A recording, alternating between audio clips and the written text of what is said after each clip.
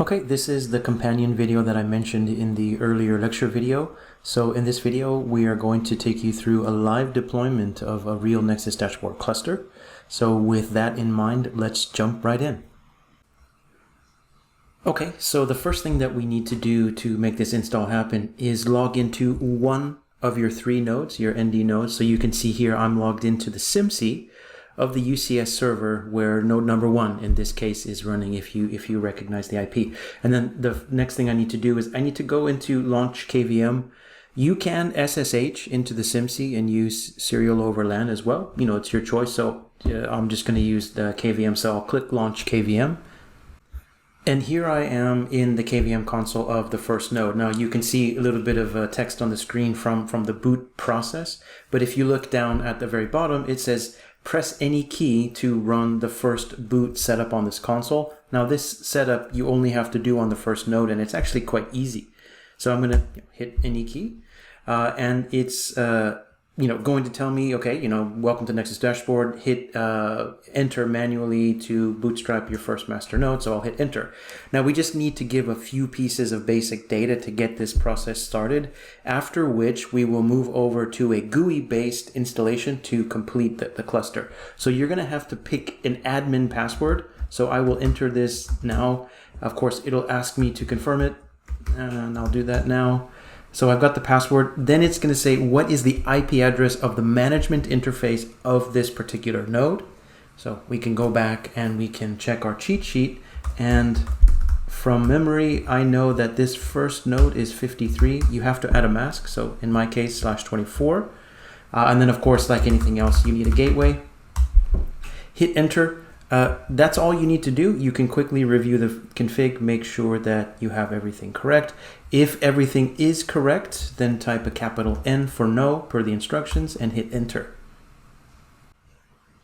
Okay, at this point, we can move to the browser-based installation wizard here. So I've pointed a new tab in my web browser to the IP address that I just gave to this first node here. And this is the look and feel of the rest of the wizard as it pops up. Now it's asking you for the password. Of course, that is the password that I just set. So I'll go ahead and enter that password here. And it's presenting me with a new page here. The first set of information that I need to input are cluster details. So I need a cluster name. So I think my particular cluster lives in Amsterdam, so I'm going to just give it a name, ND-AMS. You'll pick whatever works best for you. Then we need to quickly add an NTP host. So I will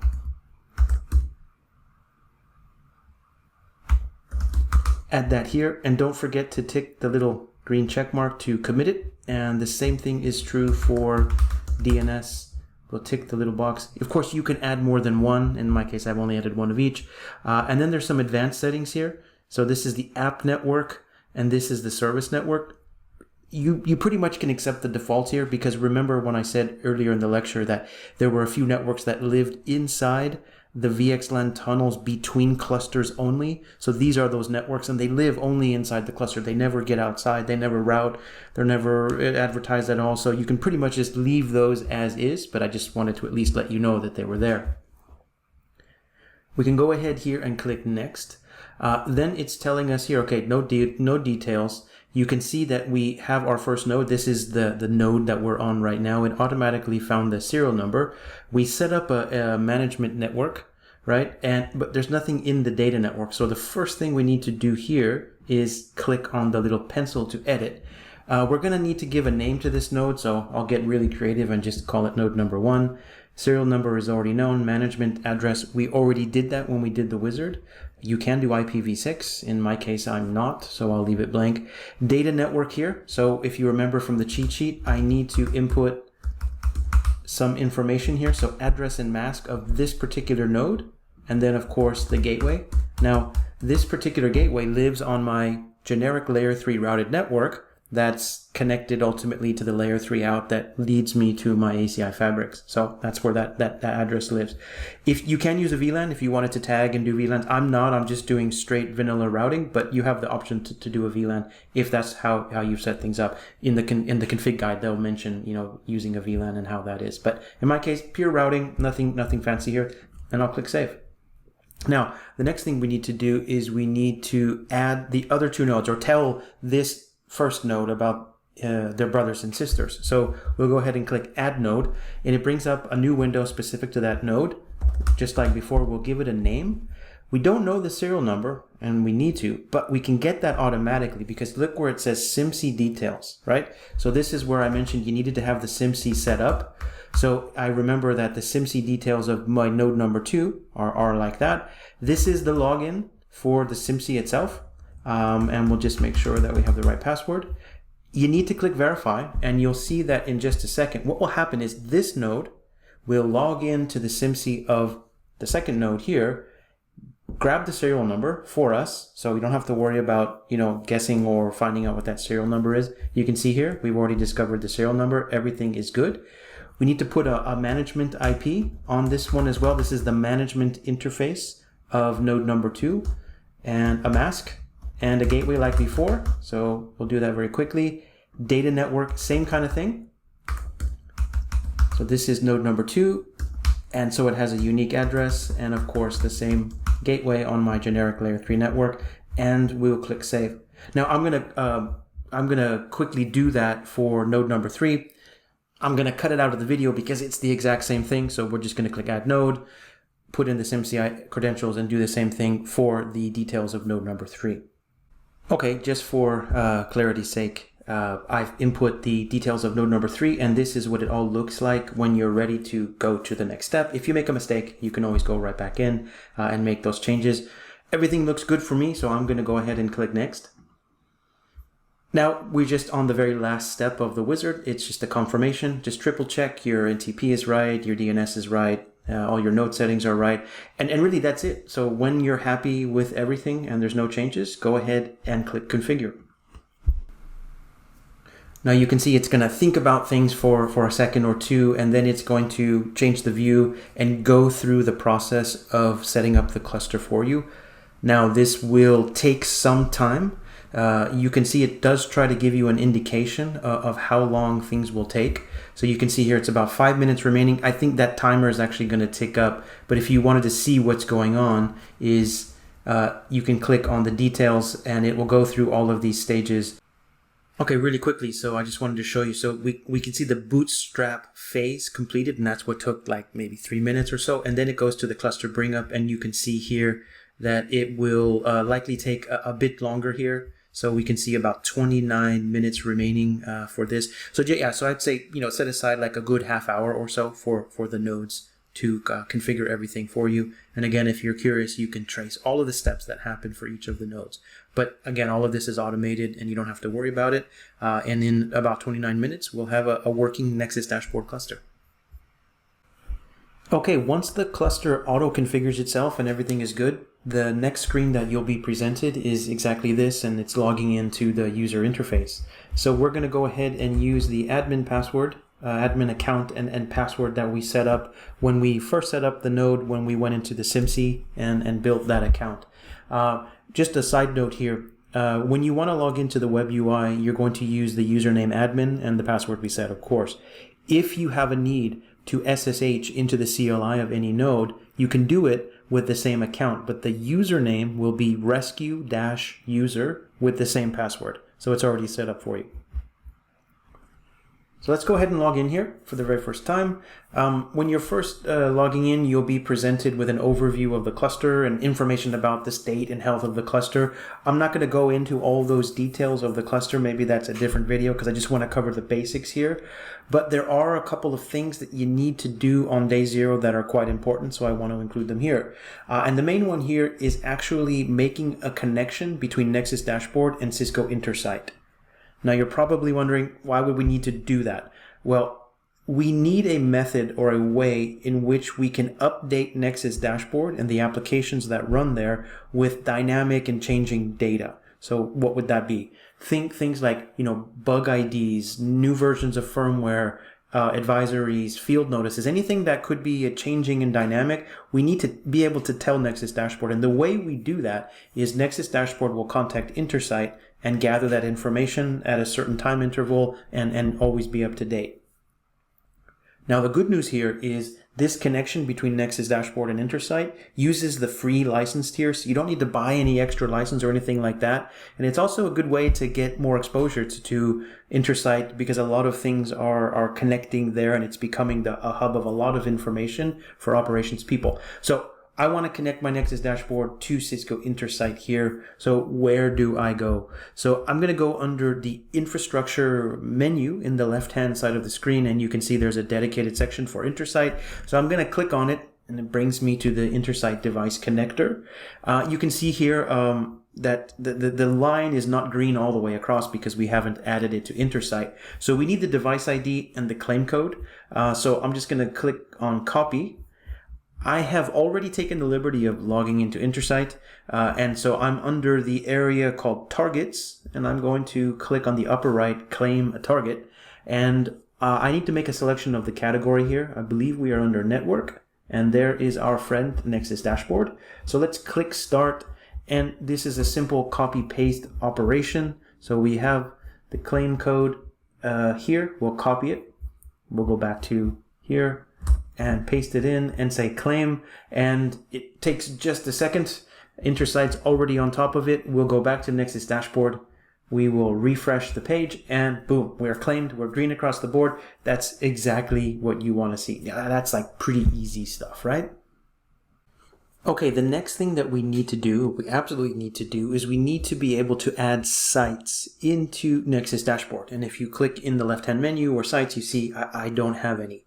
But before I go to adding sites, we need to do some checks, because this is an area where a lot of people trip up or things don't quite work and they get frustrated, and I wanna ease that for you. I wanna make it easy for you. So let's take a quick look at my APIC, because remember we talked about some prerequisites, and let's just make sure that they're all there. Okay, so this is me logged into one of my APICs, the APIC that I'm going to add as a site. Now, I am looking at the view of tenants. I'm in the management tenant. That's one of the tenants we give you out of the box. And I just want to point out what am I looking at on the screen right now is I have already configured, using standard configuration guide for in-band, IP addresses for all of the leafs, nodes, and APICs on the type in-band. I also have out-of-band, and you can have both at the same time. But I've set up in-band IPs for everything, right? I chose static, so you can see here that my APIC is at the address of 192.168.136.100, right? I need Nexus Dashboard to be able to reach APIC in order to add the site via in-band, because I'm going to be setting up Nexus Insights here.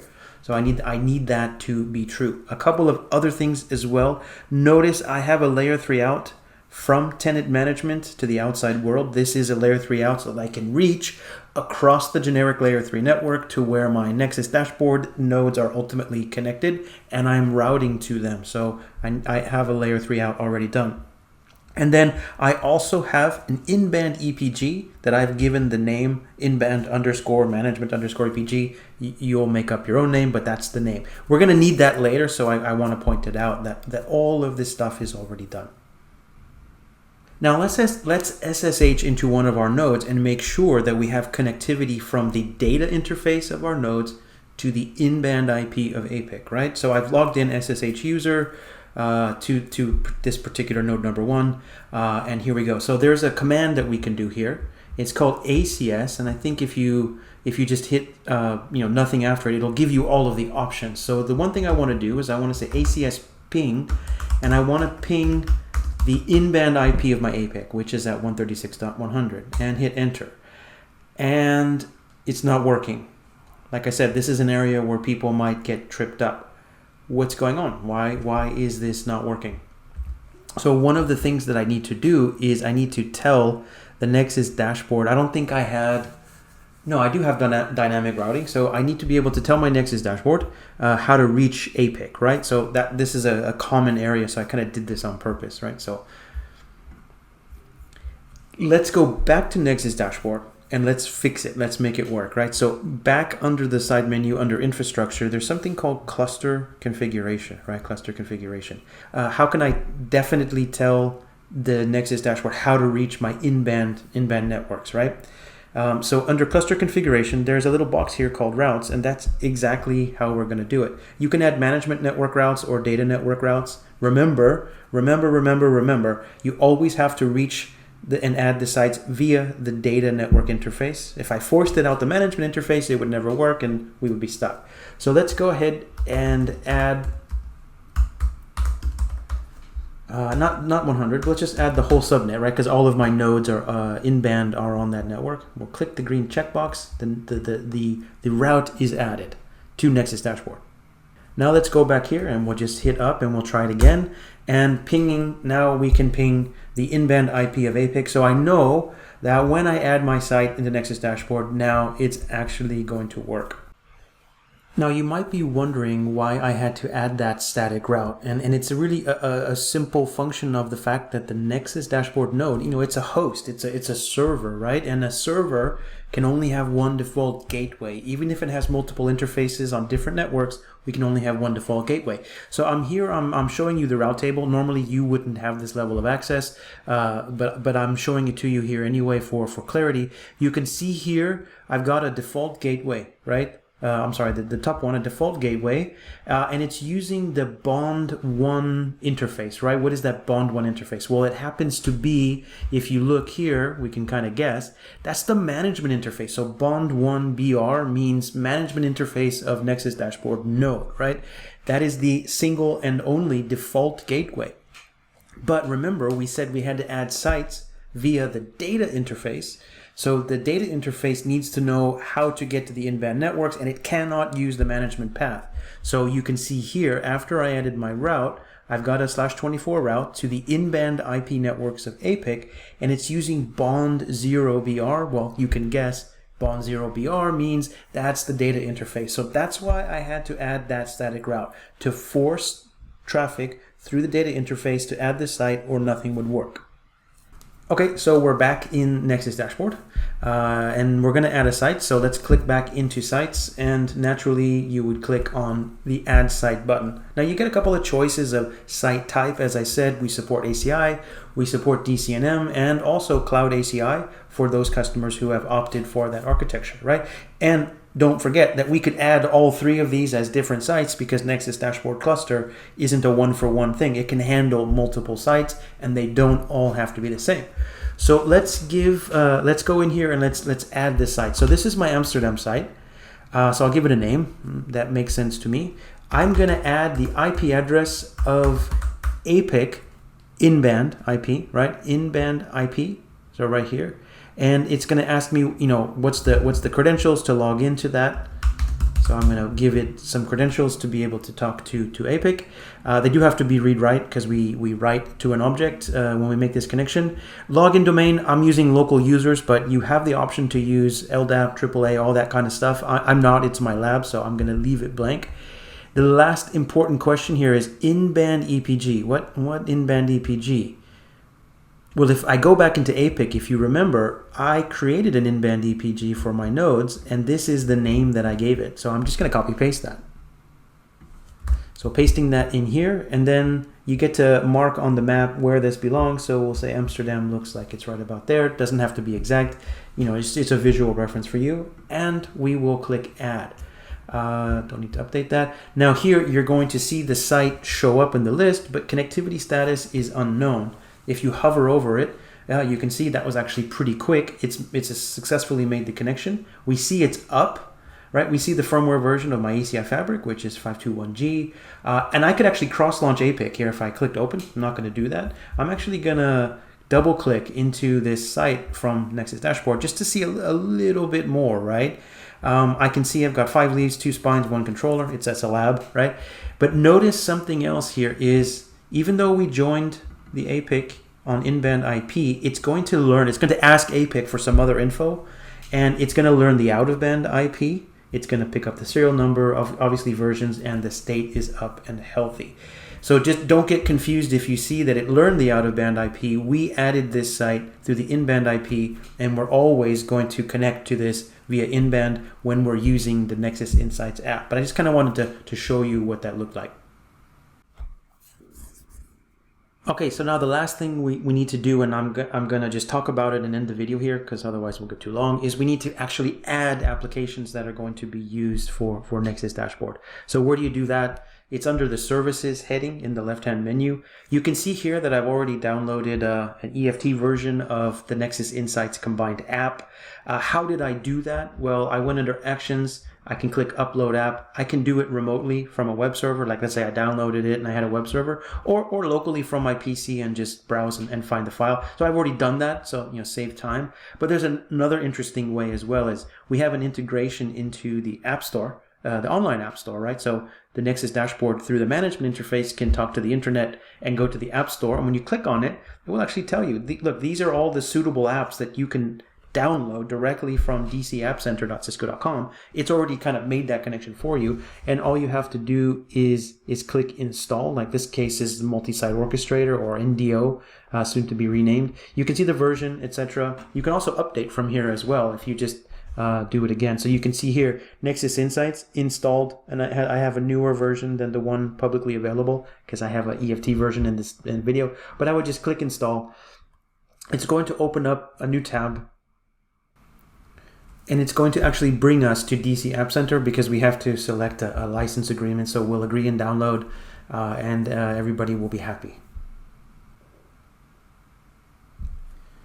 Okay, once I've agreed to the license agreement, you can see here that it's downloading. I'm not going to wait for it to finish downloading, but ultimately when that happens, you can see I'm clicked back on installed services. It's downloading now, and then once it's fully downloaded, it will unpack itself, and then when you're ready, you'll just have to click enable. But I'm not going to go into all the apps in this video. This was just how to get your Nexus Dashboard configured and properly connected to your network, adding the sites, connecting to Intersight. So that's like your baseline information. So I'll go ahead and stop this video here. Wish you the best of luck going forward, and thanks for watching.